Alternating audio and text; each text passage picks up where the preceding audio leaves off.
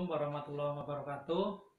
Selamat berjumpa kembali dengan Pak Ikhwan pada pelajaran fisika online. Kita akan mereview tentang gerak parabola. Yang minggu lalu sudah kamu pelajari tentang teori dasar dari gerak parabola. Nah, hari ini kita akan pelajari lebih dalam tentang gerak parabola ini. Yang pertama akan kita lihat adalah perubahan kecepatan. Ya, kita lihat di sini. Jadi pada gerak parabola, seperti minggu lalu sudah kamu ketahui, gerak parabola itu kecepatannya bisa diproyeksikan ke dua arah, ya. Satu ke arah sumbu X, satu ke arah sumbu Y. Jadi ini kecepatan awalnya kita beri nama V0. Dia membentuk sudut yang namanya sudut elevasi di sini. Dengan adanya sudut elevasi ini, maka kecepatan yang arah miring ini itu bisa diproyeksikan ke arah sumbu X, kita sebut saja sebagai V0X, dan juga ke arah sumbu vertikal kita sebut sebagai V0Y. Nah, nilai dari kecepatan V0 ini itu bisa kita hitung juga dari jumlah secara Pythagoras dari V0X dan V0Y. Nah, ketika benda itu mulai bergerak semakin ke atas, karena dia ada pengaruh tarikan gravitasi, maka semakin ke atas kecepatan yang arah vertikal ini semakin berkurang, ya. Sehingga di sini saya ilustrasikan ada di titik A, titik B, dan titik C, ini vektor kecepatannya semakin berkurang. Nah, di titik C sebagai titik puncak dari gerak parabola ini, secara vertikal dia sudah tidak ada lagi kecepatannya, karena pada saat itu sedang terjadi transisi perubahan arah kecepatan vertikal. Nah, saya ilustrasikan di sini pada titik D, yang tadinya itu kecepatan vertikalnya ke atas, setelah melewati puncak, dia kecepatannya kemudian berarah ke bawah, ya, seperti ini. Sedangkan secara horizontal, karena tidak ada gaya yang bekerja secara horizontal pada waktu objeknya ini sudah terlontar, maka kecepatan dari benda yang bergerak parabola secara horizontal ajek atau tetap. Kita sering sebut sebagai gerak lurus beraturan. Maka di sini di titik A, di titik B, di titik C, dan di titik D itu kecepatannya sama secara horizontal. Nah, kalau ditanya berapa nilai kecepatan di sembarang titik, di titik A, titik B, titik C, titik D, maka kita hitung dengan cara perhitungan vektor, penjumlahan vektor dari komponen masing-masing. Jadi misalnya VA di sini itu kita hitung dari komponennya VAX dan VAY. Karena dia saling tegak lurus, maka cukup kita hitung dengan akar kuadrat, ya, seperti ini. Komponen dari VAX, maka sepanjang gerak itu ajek, ya. VAX-nya sama dengan V0 cos alfa. Sedangkan secara vertikal dia sepanjang waktu mengalami perubahan, sehingga di sini VAY-nya ada variabel waktu, ya, sehingga ketika waktunya ini bertambah, maka nilai VAY-nya juga akan mengalami perubahan, ya. Jadi ini kecepatannya. Maka di titik B, titik C, dan titik D untuk menghitung kecepatannya menggunakan persamaan ini, ya. Harus dihitung dari masing-masing komponen X sama komponen Y. Untuk di titik C, karena dia merupakan posisi tertinggi, maka sudah barang tentu VAY-nya ini 0, ya. Sedangkan VAX-nya di titik C itu tidak mengalami perubahan atau sama dengan kecepatan awalnya, yaitu V0X. Itu yang pertama. Yang kedua, koordinat. Koordinat di sembarang titik pada waktu gerak parabola itu ya dihitung dari X sama Y-nya. X-nya itu posisi horizontal sembarang titik dari posisi awal. Jadi misalnya di titik A ini, maka sebagai X-nya itu ya ini, jarak ini X-nya ya. Kemudian Y-nya ya ini, secara vertikal ini. Gitu. Nah, maka karena yang arah horizontal itu adalah gerak lurus beraturan, cukup menghitung X-nya itu dengan cara kecepatan dikalikan waktunya. Ya. V0 cos alpha ini kecepatannya, lalu kalikan waktunya. Sedangkan secara vertikal, posisi dari objeknya itu mengikuti perhitungan gerak lurus berubah beraturan, yaitu pakai V0T plus setengah AT kuadrat ya, pada GLBB masih ingat kan? Nah, pada gerak parabola kecepatan awalnya menjadi V0 sin alpha kalikan T. Kemudian di sini minus itu karena gravitasinya geraknya itu melawan gaya tarik gravitasi, sehingga nilai percepatannya di sini negatif. Artinya apa? Perlambatan. Maka makin ke atas ini makin pelan ya. Jadi ini G-nya karena dia pelambatan sehingga nilainya negatif. Jadi posisi di sembarang tempat ini bisa dinyatakan dengan perhitungan ini. X V0 cos alpha kali T dan Y-nya V0 sin alpha kali T min setengah GT kuadrat.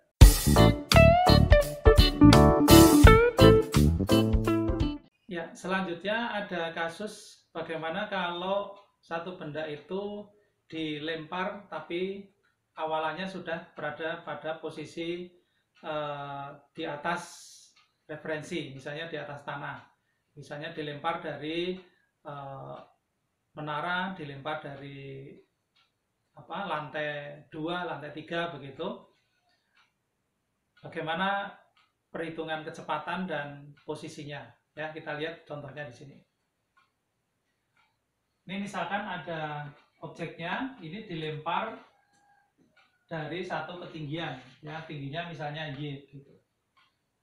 Nah, maka ketika dia dilempar secara horizontal, itu artinya kecepatan ke arah sumbu X-nya atau komponen kecepatan sumbu X-nya ya sama dengan kecepatan awalnya itu sendiri. Artinya di sini V0 X-nya itu sama dengan V0.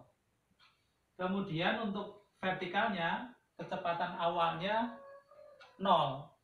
Artinya V0 Y-nya sama dengan 0 ya. Nah, kemudian ketika dia sudah lepas dari lemparan, dia juga akan bergerak membentuk lintasan parabola.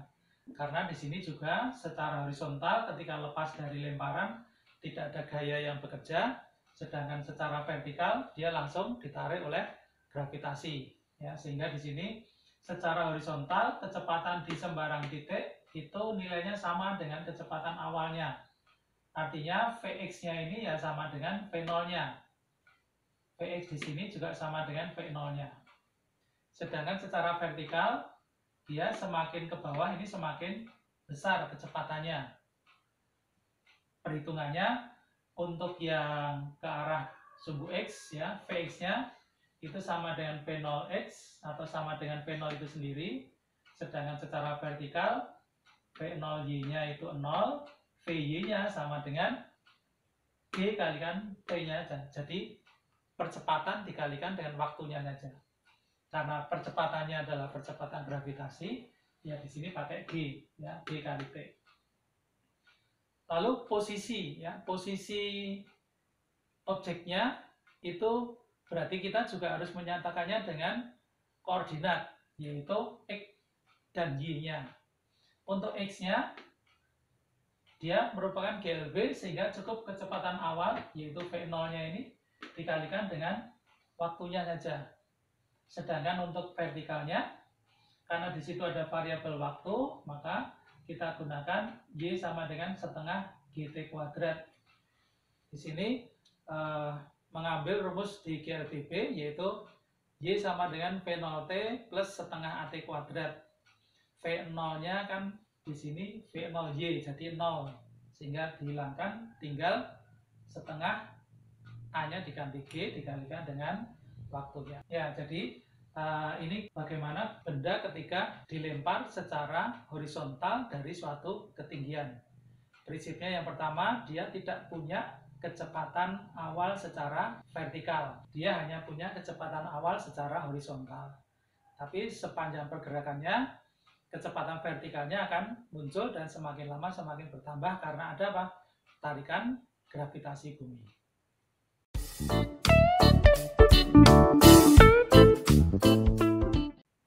Dari persamaan vertikal ini, Y sama dengan setengah GT kuadrat, kita bisa menghitung waktu untuk jatuhnya ini. Waktu dari posisi awal sampai dengan posisi referensi di sini kita bisa hitung dengan menggunakan persamaan yang vertikal ini.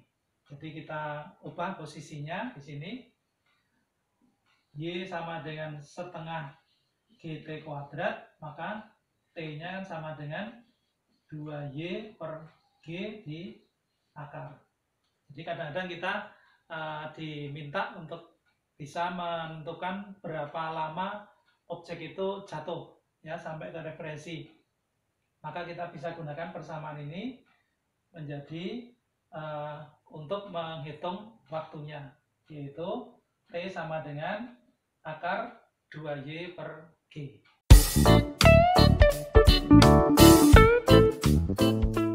Kasus yang ketiga adalah ketika objeknya itu dilemparnya membentuk sudut tapi arah ke bawah, jadi dilempar begini.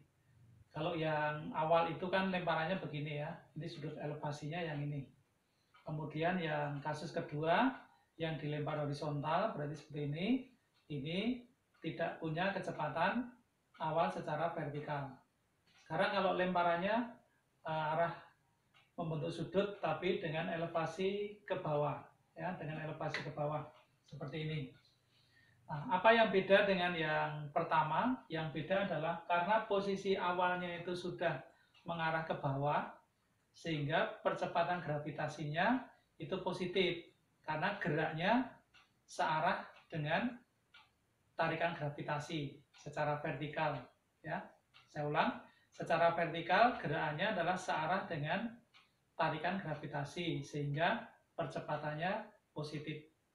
Termasuk yang dilempar secara horizontal tadi, maka begitu lepas dari lontaran dia akan langsung ke bawah. Itu artinya percepatan gravitasinya yang kita gunakan adalah bernilai positif ya. Tapi kalau yang elevasinya ke atas, maka di sini gerakannya kan melawan gravitasi secara vertikal sehingga nilai G-nya negatif. Jadi untuk yang horizontal sama untuk yang elevasi ke bawah itu percepatan gravitasinya kita gunakan yang positif seperti ini. Jadi misalnya ini dilempar dengan kecepatan awal V0 dan sudut elevasi alfa, tapi di sini elevasinya arah ke bawah ya. Maka yang pertama kecepatan horizontalnya Vx-nya tetap di sini. Kalau tidak ada gaya luar yang bekerja secara horizontal, maka nilai Vx-nya sama dengan V0x atau sama dengan V0 cos alfa. Yang secara vertikal dia punya kecepatan awal nilainya V0 sin alfa, yaitu proyeksi V0 secara vertikal. V0 sin alfa plus gt kuadrat, ini kecepatan arah vertikal. Jadi di sini ada variabel waktu juga dan di sini nilai positif, artinya semakin lama Vy-nya semakin besar. Kemudian posisi kalau dia dilemparnya dari atas, maka nilai Y di sini yang dimaksud adalah dihitung dari posisi atas. Jadi turunnya itu berapa, itu Y-nya. Ya, seperti di sini, Y-nya V0 sin alfa kali T, di sini plus setengah GT kuadrat. Sama seperti tadi, di sini plus karena geraknya sudah searah dengan tarikan gravitasi, sehingga dia mengalami percepatan. Untuk X-nya, itu jarak posisi awal horizontal terhadap titik yang dimaksud. Jadi kalau misalnya posisi di sini, maka nilai X-nya kita ambil dari posisi awal ini, posisi X awal ke posisi X yang sedang diperhitungkan di sini. Untuk Y-nya dihitung dari atas sini ya, dari atas sampai ke bawah. Atau kita proyeksikan ke sini, dari posisi ini ke posisi titik yang akan kita tentukan di sini.